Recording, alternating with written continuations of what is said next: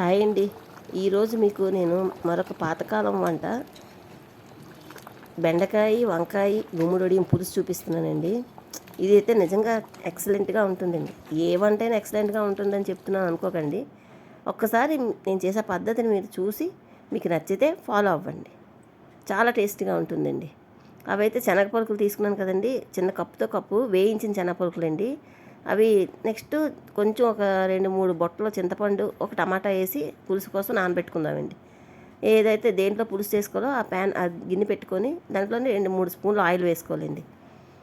వేసుకున్న తర్వాత oil heat అయిన తర్వాత మన దగ్గర గుమ్మడి వడియాలు ఉంటాయి కదండి, బూడిద గుమ్మడికాయతో పెట్టుకుంటాం కదా వడియాలు, ఆ వడియాలు ఈ నూనెలో వేయించుకొని తీసుకోవాలండి.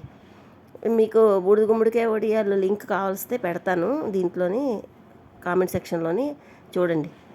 ఇలాగ బూడిద గుమ్మడికాయ వడియాలన్నీ పెట్టుకున్నాం కదండి, ఆ వడియాలు తీసి పక్కన పెట్టుకోవాలండి. ఒకవేళ మీ దగ్గర ఈ వడియాలు లేకపోయినా వంకాయ బెండకాయతోనైనా పులుసు చేసుకోవచ్చు. ఈ వడియాలు వేస్తే పులుసుకి చాలా పరిమళం వస్తుందండి, చాలా మంచి పరిమళం వస్తుంది. అలాగా ఇప్పుడు తీసిన తర్వాత అదే ఆయిల్లోని కొంచెం ఆవాలు, కొంచెం జీలకర్ర, కొంచెం కరివేపాకు, 4-5 పచ్చిమిరపకాయలు వేసి తాలింపు పెట్టుకోవాలండి. ఆ తాలింపు కొంచెం బాగా వేగిపోయిన తర్వాత ఉల్లిపాయ ముక్కలు ఒక మీడియం సైజు ఒక ఉల్లిపాయ తీసుకుంటే సరిపోద్దండి. అది కట్ చేసుకొని ఉల్లిపాయలు చిన్న చిన్న ముక్కలుగా కట్ చేసుకొని అవి వేసి వేయించుకోవాలండి. ఆ ఉల్లిపాయలు కొంచెం సాఫ్ట్ అయిన తర్వాత ఒక 1/2 స్పూన్ అల్లం వెల్లుల్లి పేస్టు వేసి చక్కగా వేయించుకోవాలండి. అవి వేగిపోయిన తర్వాత అల్లం వెల్లుల్లి పేస్ట్ వేగిపోయిన తర్వాత మన రుచికి సరిపడగా పసుపు అయితే ఒక 1/2 స్పూన్ కన్నా కొంచెం తక్కువ పడుతుందండి. సాల్ట్ ఒక 1/2 స్పూన్ పడుతుంది. కారము నెక్స్ట్ కారం అయితే ఈ స్టేజ్లో వేయమండి. ఇప్పుడు ఒక పించు జీలకర్ర పొడి, ఒక 1/2 స్పూన్ ధనియాల పొడి, అంతేనండి. దీనికి గరం మసాలా అవసరం ఉండదండి. గరం మసాలా, బిర్యానీ మసాలా ఏ మసాలా అవసరం లేదు. ధనియాల పొడి, జీలకర్ర పొడి కొంచెం కొంచెం వేసుకుంటే సరిపోద్దండి. ఇప్పుడు వేగిపోయి కదండి ఆ మసాలాలు కూడా. ఇప్పుడు దాంట్లో మనం కట్ చేసుకున్నవి ఒక 8 బెండకాయలు ఉన్నాయండి. ఇవి 8-9 బెండకాయలు ఉంటాయి. అలా 2 అంగుళాల ముక్కల్లా కట్ చేసుకోవాలండి. అలా కట్ చేసుకొని అవి కూడా వేసి కొంచెం అలా మంటను తక్కువలో పెట్టుకొని వేయించుకోవాలి. అలాగే ఒక మీడియం సైజు వంకాయ తీసుకొని వంకాయని కూడా వేసి వేయించుకోవాలండి. ఈ పులుసు టేస్ట్ అలా శనగపలుకులు మనం వేయించుకున్న శనగపలుకులు ఉన్నాయి కదండి, ఆ శనగపలుకులు ముద్ద నూరి వేసుకోవడంలో ఈ పులుసు టేస్ట్ అంతా చాలా మారిపోతుందండి. చిక్కగా మీకు టిఫిన్స్లోకైనా బాగుంటుంది, రైస్లోకైనా బాగుంటుంది.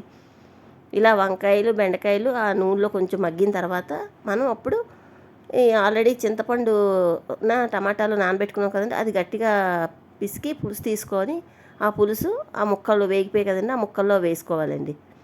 చూడండి, చింతపండు పులుసు తీసి ఇంకా తొక్కులు ఏం పడకుండా చెయ్యడ్డు పెట్టుకుని పులుసు వేసుకోవాలండి. వేసుకొని అలా ముక్కలు ములిగేటట్టుగా, కొద్దిగా ఎక్కువ పులుసు అక్కర్లేదండి, ఇది చిక్కగా ఉంటుందండి, పలాచగా చారులా కట్ట ఉండదు. అలాగా ముక్కలు ములిగేటట్టుగా పులుసు వేసుకొని శుభ్రం కలిపి మనం అన్నీ వేస్తాం కదండి, ఒక కారం ఒక్కటే వేయాలి. అది ఈ స్టేజ్లో వేసుకోవాలండి. తాలింపు అన్నిటికీ ఒకే పద్ధతి ఉంటుంది కదండి.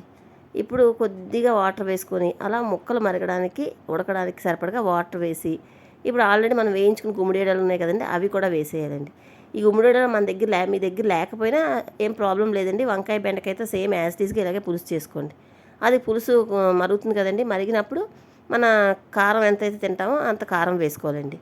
నేనైతే ఒక 1/2 స్పూన్ కారం వేసుకొని మూత పెట్టి మంటని హైలో పెట్టి కొంచెం మంట తగ్గించుకొని చక్కగా పులుసు మరిగించుకోవాలి. ఆ పులుసు మరిగే లోపుగా మనం వేయించుకున్నాం కదండి శనగపలుకులు, ఆ శనగపలుకులు మిక్సీ పట్టుకోవాలండి.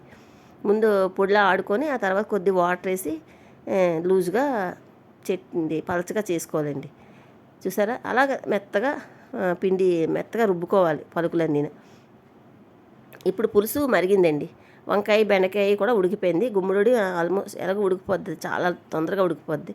ఈ కలిపిన ఈ పలుకులు ముద్ద ఉంది కదండి, అది పలచగా అయింది కదా, ఆ పాలు వేసుకోవాలండి. అలాగా వేసుకొని బాగా కలిపి మూత పెట్టి మీ రుచి అది చూసుకోండి. ఇప్పుడే చూసుకొని ఉప్పు కారం ఏమైనా కావాలి అనుకుంటే అడ్జస్ట్ చేసుకొని మూత పెట్టి ఒక 5 నిమిషాలు మగ్గిస్తే దగ్గర పడుతుందండి.